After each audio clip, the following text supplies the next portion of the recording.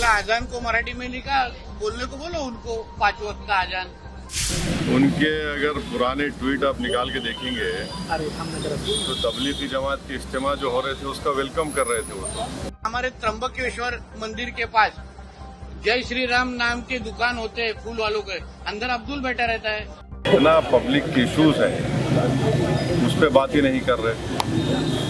ये जो जिम्मेदारियां उनकी है गवर्नेंस से, उससे बचने के लिए ये सब डाइवर्जरी टैक्टिक्स है। पाठशाला काय को जरूरत है, मदरसा में मराठी चालू करो ना, सबसे आसान है। आपके प्रायोरिटीज गवर्नेंस के क्या है वो हमको बताओ ना। सिर्फ एक ही समुदाय को आप पीछे पड़ेंगे तो आपकी वो प्रायोरिटी है क्या? ये सारी चीजें हम लोग बोलने के बाद करने की क्या जरूरत है?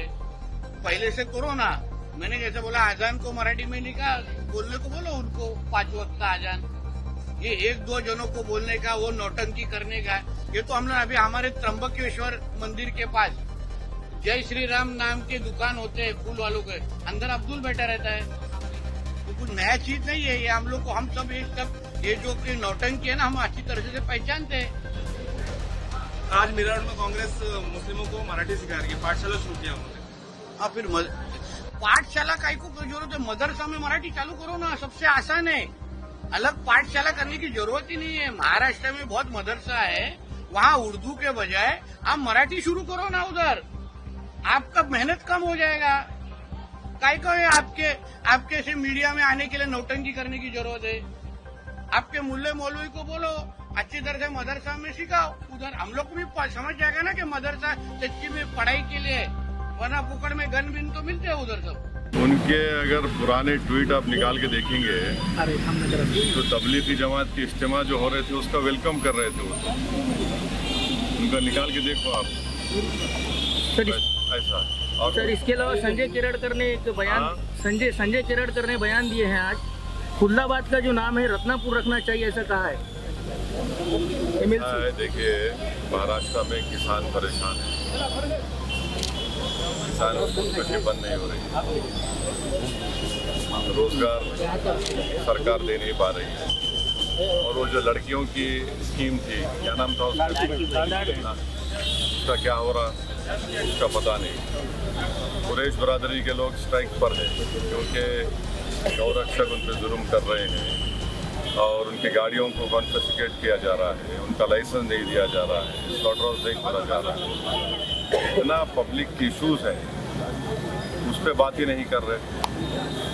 ये जो जिम्मेदारियां उनकी है गवर्नेंस से, उससे बचने के लिए ये सब डाइवर्जरी टैक्टिक्स है।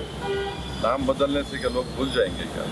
सर, बिहार में चुनाव होने जा रहे हैं, सुरक्षा में कश्मीर के गवर्नर ने बोला है कि सुरक्षा में चूक हुई थी पहलगाम मामले में, उन्होंने जिम्मेदारी स्वीकारी है।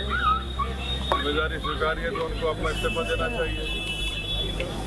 भाई 26 हमारे भारत के नागरिक को मजहब उनका पूछ कर, क्योंकि उनका ताल्लुक हिंदू धर्म से था, उनको सर पे गोली मारी गई उनके परिवार के सामने। तो अगर उनको इतनी तकलीफ है गवर्नर साहब, तो रिजाइन करें ना।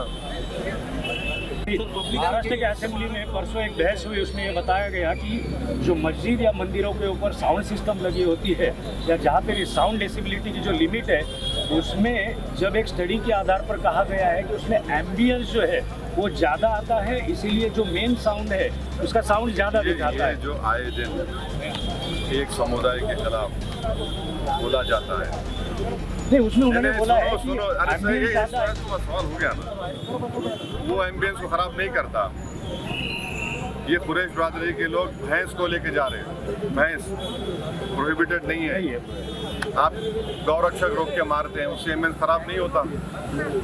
लीगली लेकर जा रहे हैं तो बोलते नहीं मोटर व्हीकल एक्ट लगाएंगे, वो नहीं हुआ तो बोलते क्रूरटी ऑफ एनिमल लगाएंगे। आप इससे एम्बियंस खराब नहीं हो रहा।